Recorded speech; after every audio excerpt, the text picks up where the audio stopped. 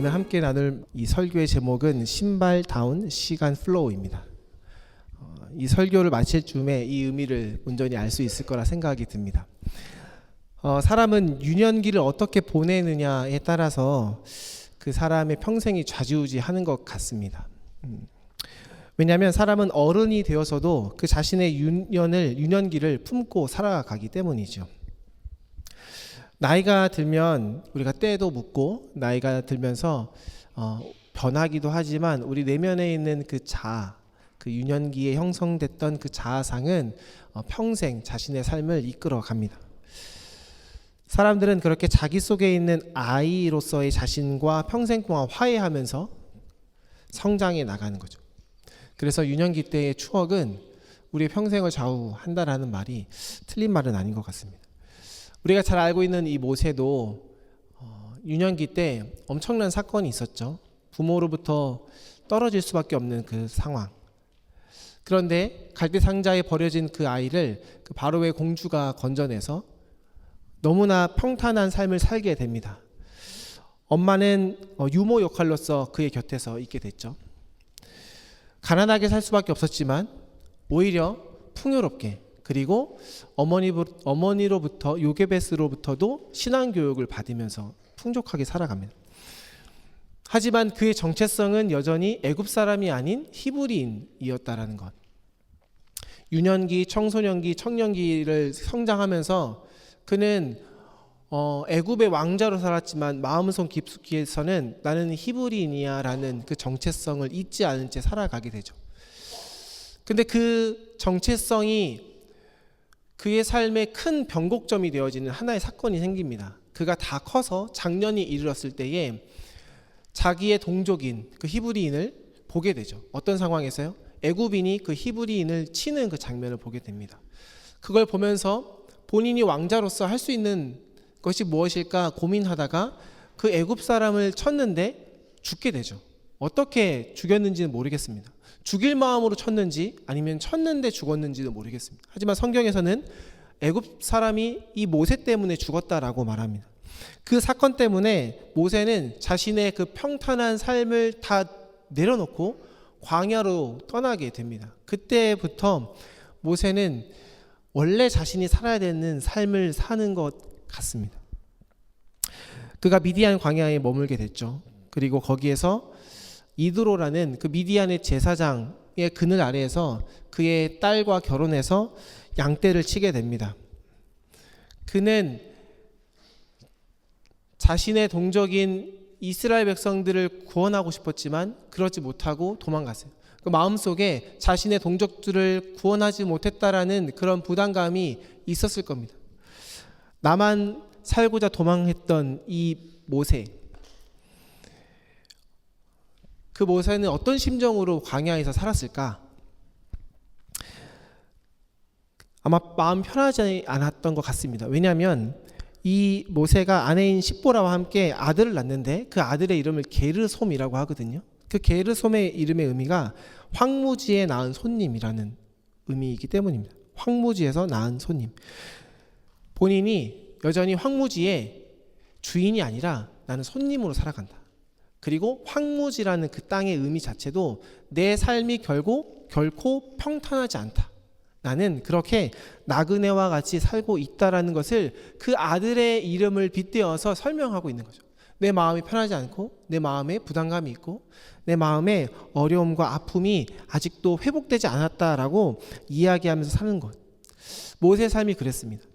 그렇게 모세는 그 장인의 양떼를 돌보면서 살았는데 그가 미디안 광야에 이 양떼들이 물과 풀을 먹을 수 있도록 하루의 일과 속에서 양들을 이렇게 데리고 가면서 살았던 것이죠. 그의 삶 속에서 가장 많이 볼 수 있었던 장면은 가시떨기였습니다. 가시나무였어요. 광야에는요 가시나무가 왕왕 있습니다. 그 가시나무를 매일같이 보았을 것입니다. 여러분, 모세가 이 가시나무를 보면서 어떤 생각을 했을까요? 그냥 있는 나무구나 라고 생각했을 수도 있지만, 가시나무 하면 우리가 흔히 생각하듯이 열매 맺지 못하고 생명 없는 나무처럼 우리가 보여지잖아요. 그 가시떨기 나무를 보면서 모세는 아마 이런 생각을 하지 않았을까요? 그 쓸모없는 나무처럼 내 인생도 이제 쓸모없어졌구나. 그러한 삶을 모세가 40년을 더 살게 됩니다. 나이가 80이 됐어요.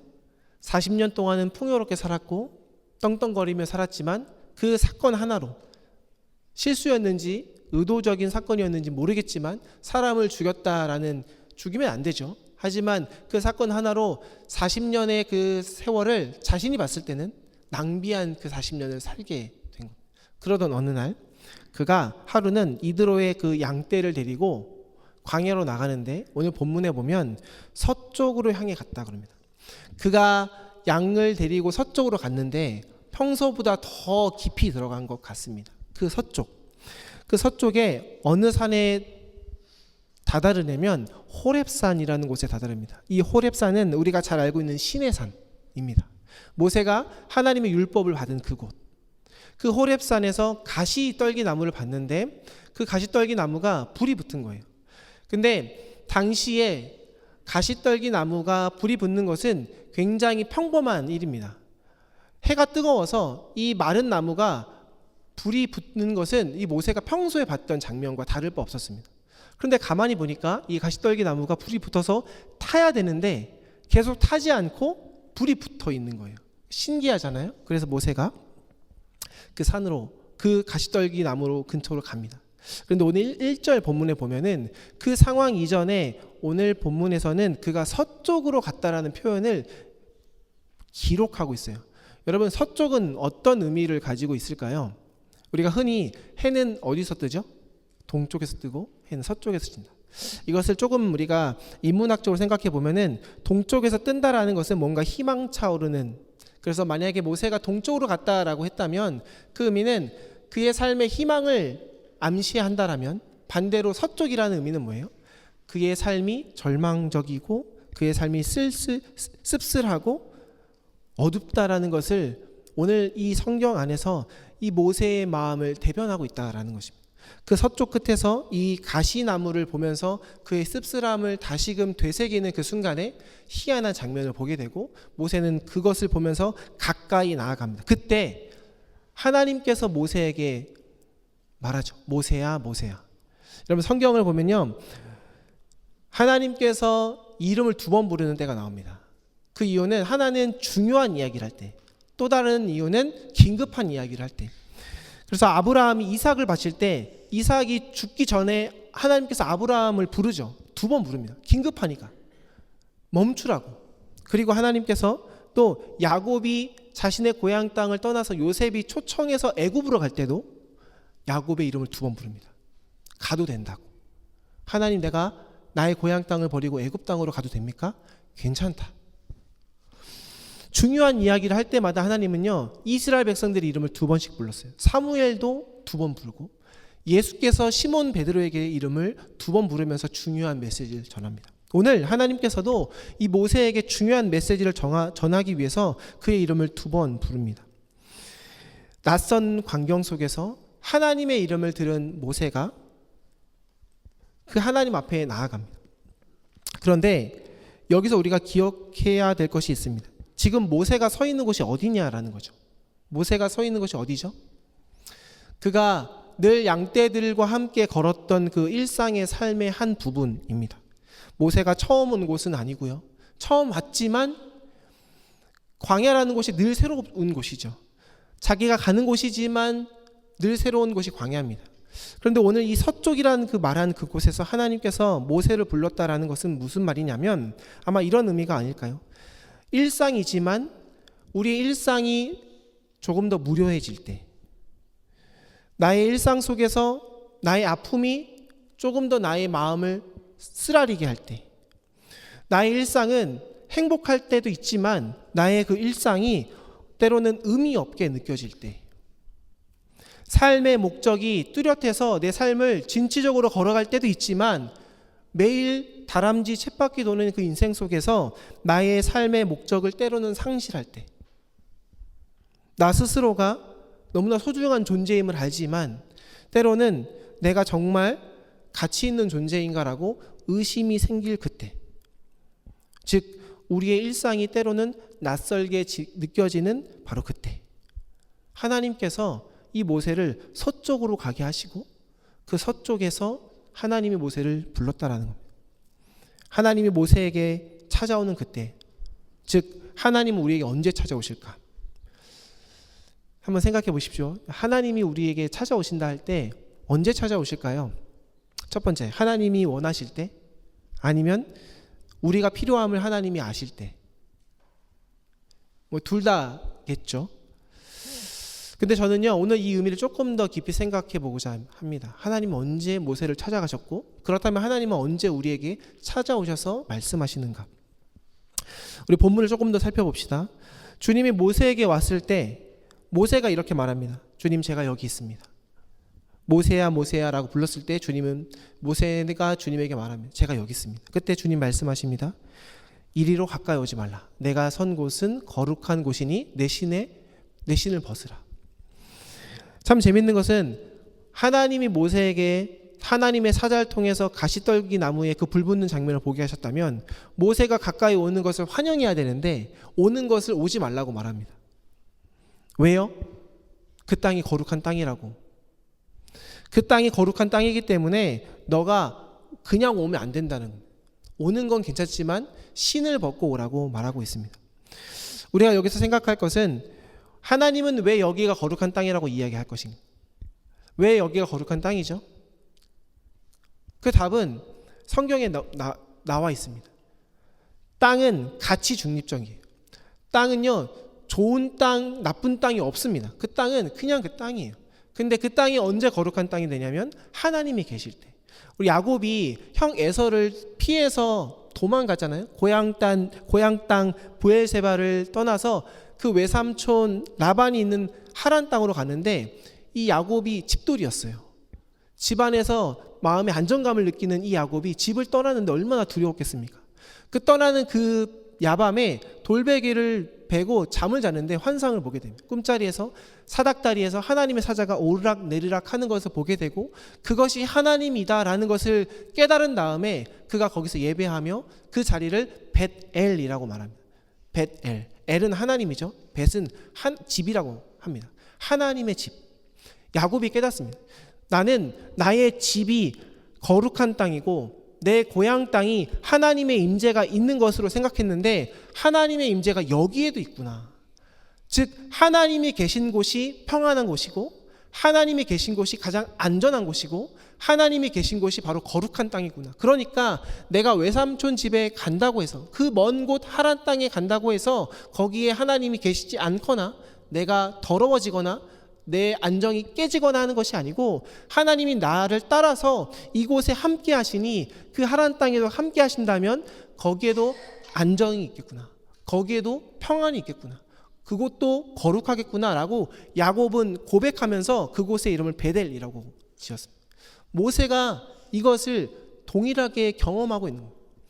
그가 살아왔던 그 애굽 땅, 이스라엘 백성들이 함께 거기 거주하면서 내가 자라온 그곳이 안전한 곳이라고 생각했다면, 그곳에서 하나님의 사명을 내가 감당해야겠다고 생각했다면, 그곳에 하나님이 계셨지라고 생각했다면, 우리 엄마가 계신 그곳이 하나님이 계신 곳이라고 생각했다면, 모세는 지금까지 40년 동안 광야에 있으면서 이곳에선 하나님 안 계실 거야. 이곳은 더러운 땅이야. 이것은 그냥 고난만 있는 땅이야 라고 생각하며 자신의 인생의 그 서글픔을 매일매일 되새김질하면서 살아왔다면 하나님이 지금 모세에게 오셔서 아니야 라고 말하는 거예요. 아니야. 너가 있는 40년의 광야의 땅은 내가 너와 함께 했어. 너 그거 알고 있었니? 너 그걸 알고 있었니? 라고 주님 말씀하시는 겁니다. 너가 광야의 40년 동안 홀로 양떼를 지켰다라고 했던 그 순간에 나는 너와 함께 했단다. 그리고 내가 선 곳이 바로 거룩한 땅이다. 그러니 너의 신을 벗으라. 왜요? 하나님 앞에 가까이 오려면. 그럼 여기서 우리가 질문해야 될 것이 있습니다. 왜 하나님은 그의 신을 벗으라고 했을까? 그 신의 의미가 무엇일까? 전통적으로 세 가지 해석이 있습니다. 첫 번째로는 고대 근동 세계에서는요, 이 신은요 땅에 대한 소유와 권리를 상징했어요. 그래서 룻기 4장에 보면은 보아스가 기업 물을 때 자신의 신을 벗는다라고 말합니다. 나의 소유를, 나의 권한을 하나님 앞에 내려놓고 보아스에게 나누겠습니다라는 의미로 신을 벗었어요. 그래서 이스라엘 백성들이 신을 벗을 때, 특별히 모세에게 신을 벗으라고 하나님 말씀하실 때는 너의 권리를 내려놓고 하나님의 주권을 인정해라라는 의미로 신을 벗으라고 이야기한 겁니다. 두 번째로는요, 히브리적 사유로 봤을 때는 그 신발의 의미는요, 나알이라는 히브리어인데 이 원래 의미가 잠그다, 닫다라는 뜻을 가지고 있어요. 그러니까 나의 방어기제, 하나님과 나를 단절시키는 나만의 방어기제. 하나님은 모세에게 너의 마음속에 하나님과 거리를 두게 하는 너만의 방어기제를 내려놓으라 라고 말하고 있는 겁니다. 마지막으로 좀 심리학적으로 보면은 이것을 페르소나라고도 명하기도 합니다. 내가 걸어온 나의 이력서, 사람들이 나를 평가하는 나의 모습, 우리의 가면. 그래서 하나님께서 모세에게 신을 벗으라 라고 말했을 때 그 신은 내가 하나님 앞에 포장하고 있는 나의 모습, 나이스해 보이고 싶은 나의 모습, 하나님 나 이렇게 신앙생활 열심히 했어요 라고 하나님 앞에 자랑하고 싶은 나의 모습이라는 거죠. 여러분 어떤 것 같아요? 하나님이 모세에게 신을 벗으라고 할 때 그 신은 어떤 것 같습니까? 제가 이 본문을 묵상하면서 이 모든 의미는 다 맞아요. 많은 목사님들이 이러한 의미로 전통적인 해석을 가지고 신에 대한 의미를 설교했습니다. 저는 조금 더 나아가서 시간이라는 개념과 이 신발의 의미를 좀 더 묵상해 봤습니다. 우리가 흔히 이렇게 말하잖아요. 인간의 시간, 어떤 시간이라고 하죠? 크로노스의 시간. 그래서 인간의 시간은 물리적인 시간이죠. 우리가 태어나서 아침에 눈을 뜨고 눈을 감을 때까지 오는 그 24시간의 시간, 365일의 시간, 인류 역사의 시간. 그런데 우리가 하나님의 때가 있다라고 말하지 않습니까? 카이로스라고 하죠. 인간의 시간과 하나님의 시간을 우리는 구분하면서 삽니다. 한번 생각해 보십시오. 모세가 젊은 40년 동안 왕궁에서 자신의 삶을 살아왔어요. 그 시간이 40년이 흘렀어요. 그런데 그 시간 동안 하나님의 시간은 어땠을까요? 모세는 태어나서 이 40년의 시간을 애굽의 왕궁에서 보냈습니다. 엘리트 교육을 받았고요. 부와 권력을 누렸고요. 그리고 정말 바로 왕의 눈치만 보고 다른 사람의 눈치는 하나도 안 보고 마음껏 살았습니다. 유년기, 청소년기, 청년기를 그렇게 살았어요. 시간이 흐를수록 지식도 많이 쌓이고 신체도 건강해지고 지혜도 쌓였습니다. 그의 인생 속에서 시간은 그렇게 잘 흘러가서 내가 이 애굽 땅에서 왕이 되지는 않겠더라도 나의 패권을 누리면서 떵떵거리면서 살 수 있겠다라고도 생각했을 것입니다. 그런데 하나님 입장에서 한번 생각해 보십시오. 하나님 입장에서는 모세를 향한 하나님의 시간이 흘렀을까요? 어쩌면 저는 이런 생각을 해봅니다. 모세를 갈대 상자에 태우는 그 순간에 하나님의 시간은 천천히 흘러간 것 아닌가? 모세가 하나님을 기억했겠지만은, 교육을 통해서 하나님을 알았겠지만은, 그가 하나님을 인격적으로 내가 하나님께 쓰임받기 위해 나의 삶에서 하나님과 동행하는 그 동행하는 삶의 자리로서의 삶을 살아가지는 않았지 않았을까? 거기에서 모세의 시간과 하나님의 시간에 괴리가 생겼다라는 것입니다. 그러다가 모세가 사람을 죽이죠. 애굽 사람을 죽이고 광야로 떠납니다. 그때 모세가 무슨 생각을 했을까요? 광야로 떠나면서 모세가 무슨 생각을 했을까요? 아마 이런 생각을 했을 겁니다. 이제 내 시대는 끝났다. 나의 시간은 멈췄다. 나의 삶은 이제 미궁으로 빠지는 것 아닌가? 그렇지 않겠습니까? 내가 40년 동안 누려왔던 모든 것들을 포기해야 되는데. 그런데 바로 아이러니하게도 그때부터 하나님의 시간은 흐른 것 아닐까요? 모세가 광야로 가면서 자신의 삶을 성찰하면서 나는 누구인가? 나는 왜 태어났고 하나님 나를 향한 목적은 무엇인가? 고민하면서 매일매일 양떼를 몰면서 정말 쓸모없어 보이는 그 일거리를 하면서 가시떨기 나무를 보며 나를 비교하면서 내가 누구인가를 하나님 앞에서 계속적으로 고민했던 그의 삶을 통해서 하나님의 시간이 이제 제대로 흘러가는 건 아닌가? 모세에게만 흘렀던 그러나 하나님에겐 느려졌던 그 40년의 시간이 이제는 모세가 40년이 되어서 그 장년이 되어서 광야에 있어 자신의 시간이 멈췄다라고 생각했던 그 순간에 하나님의 시간은 이제 그제야 톱니바퀴가 잘 굴러가듯이 흘러가서 그 모세의 40년의 시간과 광야에서의 하나님의 그 40년의 시간이 정확히 맞아떨어지는 그 모세의 80세 때에 호렙산에서 하나님이 모세에게 찾아오신 것입니다. 그 시간의 개념 안에서 하나님이 모세에게 원했던 그 벗길 원하는 신발은 무엇이었을까요? 너를 과거에 묶어놓은 그 세월의 아픔에 40년을 내어놓아라. 모세가 자신의 야망 속에 꿈꿨던 그 40년, 아니 어쩌면요 애굽 땅에서 자신이 살아남기 위해서 권력 투쟁 속에서 얼마나 정치적으로 행동했을까요? 누군가를 시기하기도 하고 미워하기도 하고 때로는 왕으로부터 상처도 받기도 하고 내 욕심을 내 야망을 이뤄내기 위해서 누군가를 짓밟기도 하고 바로 그것이 하나님의 시간을 느리게 했다라는 것입니다. 여러분 언제 우리의 시간과 하나님의 때가 어긋나는지 아시나요? 그것은 내 마음속에 상처와 미움과 분노가 자리매김할 때입니다. 우리가 태어나는 그 순간에 하나님의 시간과 우리의 시간은 어쩌면 같은 선상에서 흘러갈 거예요. 하지만 언제 하나님의 시간과 우리의 시간에 괴리가 오냐면 내 마음속에 미움과 상처와 아픔이 나를 가득 차게 해서 나의 뜻대로만 나의 삶을 살아갈 때 물리적인 나의 시간은 흘러갈지 몰라도 하나님의 시간은 그때부터 느려지는 거예요. 하나님의 사명이 하나님의 뜻이 관철돼서 하나님의 복을 누려야 되는 그 타이밍은 점점점 느려지는 거예요. 제가 최근에 한 책을 읽었습니다. 천개의 파랑이라는 책인데요. 책 제목만 보면 에세이 같잖아요. 파랑색이 1000개가 있을 법한 그 책. 근데 그 책은요 AI 휴머노이드의 책입니다. 우리가 곧 있으면 로봇에게 우리의 직업을 뺏길 수 있는 그런 시대를 살게 되는데요. 그 책에서는 그런 이야기를 합니다. 로봇이 많은 청년들의 직업을 뺐습니다. 그러다가 그 콜리라는 휴머노이드가 한 집안에 들어오게 되는데 이 콜리가 그 집안의 엄마와 두 딸의 모습을 보면서 인간과 로봇을 비교하게 돼요. 그러면서 인간의 시간에 대해서 이렇게 말하는데요. 그 대목을 제가 조금 설명해 드리겠습니다.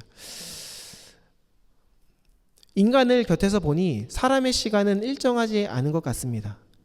사랑은 시간을 멈추게 하고 고통은 시간이 늘어지게 하며 행복은 시간을 순식간에 지나가게 합니다. 맞죠? 우리가 재미난 걸 하면 시간이 순삭되잖아요. 근데 재미없는 설교를 들으면 여러분 지금 그런가요? 시간이 안 가시나요? 우리의 시간이 그래요. 물리적인 시간은 그냥 가는 것 같지만 우리의 존재적인 시간은 사람마다 다르게 갑니다. 내 나이가 30이라고 해서 내 존재의 시간도 30이 아닐 수 있다는 거예요. 언제 우리의 시간이 멈출까요? 고통이 우리의 발목을 잡을 때, 상처가 우리의 발목을 잡을 때. 오늘 모세에게 그 상처와 고통과 아픔이 있었음을 누가 알았다고요? 하나님이 알았어요. 그리고 하나님이 모세를 광야로 보내셔서 하나님의 시간을 보내십니다. 모세로 하여금 너의 시간이 채워짐을 너가 나를 이해하고 알고 깨달아 하는 그 시간을 하나님이 채우기 위해서 모세를 광야로 보내십니다. 여러분 그래서요 우리 인생 속에서 광야의 시간을 걷는다라는 것은요 불행의 시간을 걷는다는 것이 아닙니다. 그 광야의 시간은요 어쩌면 하나님과 우리의 시간을 맞추기 위한 그 튜닝의 시간이라고 생각하시면 됩니다. 분명한 것은 그 40년의 시간은 영원하지 않다는 겁니다. 여기에 비밀이 있습니다. 모세는 40년을 보냈지만 그 40년이 4년이 될 수도 있었고요. 그 4년이 4개월이 될 수도 있다라는 겁니다. 어떻게 해요? 오늘 말씀에 그 정답이 나와 있습니다. 하나님께서 모세에게 찾아와서 뭐라고 하죠? 너의 신을 벗으라. 너의 신을 벗으라. 이 신을 벗으라는 것은 지금 내가 서 있는 너의 일상 속에서 하나님이 늘 계신 것임을 분명히 고백하면서 너의 신을 벗으라라는 겁니다. 그 신은 뭘까요? 나의 아픔을 주님께 맡기는 나의 행동입니다. 나의 고통을 주님께 드리고 나의 삶을 하나님의 임마누엘로 채우라라는 것입니다. 나의 두려움과 나의 가면과 나의 욕심을 주님 앞에 내려놓고 주님의 그 거룩함이 나의 거룩함이 되도록 매일매일 하나님 앞에 나아가라라는 것입니다. 모세가 미디안 광야를 그렇게 40년 동안 걸었다면, 어쩌면 성경엔 나오지 않지만 그가 나의 신을 벗어야 함을 깨달았던 그때에 하나님께서 그것을 아시고 모세에게 나타나셔서 이제 너의 신을 벗으라라고 말씀하신 건 아닌가? 그러면 모세가 잘나서 그 40년의 광야가 끝난 걸까요? 오늘 말씀에 분명히 나옵니다. 하나님이 모세에게 먼저 찾아가십니다. 하나님이 그에게 말합니다. 너의 신을 벗으라. 모든 것이 모세의 힘, 우리의 힘이 아님을 주님은 명확하게 말씀하고 있습니다. 하나님이 신을 벗으라라고 명령하신 것은 회복의 주체는 하나님이신데 그 회복의 초대장을 받아서 신을 벗어야 하는 그 결단은 우리가 해야 된다라는 것. 하나님의 초대와 우리의 결단이 만나는 그 시점이 나의 시간과 하나님의 시간이 정확하게 일치해서 우리의 사명의 길을 걸어가게 만드는 그 시간의 접점이 된다라는 것입니다. 신을 벗는 곳에서 시간이 흐릅니다. 그리고 그 시간이 흐르는 곳에서 사명이 섭니다. 신을 벗는 그 순간 하나님이 말합니다.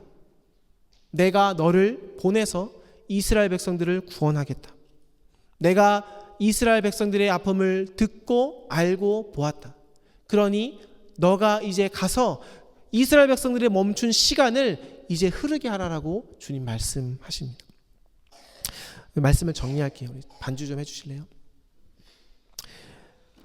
지금 우리의 시간은 어디에 있습니까? 한번 생각해 보십시오. 평탄하고 잘 흘러가는 그 시간 속에서 삶을 살아갈 수도 있습니다. 하지만 나의 시간만 흐른다고 만족해 하신다면 어쩌면 우리는 멈춰진 하나님의 시간을 망각한 채 잘못된 길을 걸어갈 수 있다라는 겁니다. 하나님의 시간이 내 인생 속에 지금 잘 흘러가는지 우리가 한번 돌아보았으면 좋겠습니다. 우리 마음속에 우리를 묶고 있는 두려움과 가면과 혹시는 상처와 아픔들, 그것이 나의 시간을 옥죄이고 있다면 그것을 이 시간 하나님께 좀 맡깁시다. 그래서 하나님의 시간이 나의 시간과 같이 흘러가는 인생 되길 원합니다. 그래서 모세가 그 사명의 길을 걸어갔던 것처럼 나의 인생도 하나님의 시간과 나의 시간이 동일하게 겹쳐서 내 인생 속에 하나님의 뜻을 온전히 이루고 하나님의 나라를 펼쳐나며 하나님께 영광 돌리는 삶을 살아갈 수 있도록 도와주십시오. 하나님의 시간이 나의 삶에 들어와서 그 믿음의 길을 걸어가는 믿음의 자녀가 되게 해달라고 고백하면서 우리 이 시간 함께 찬양합시다.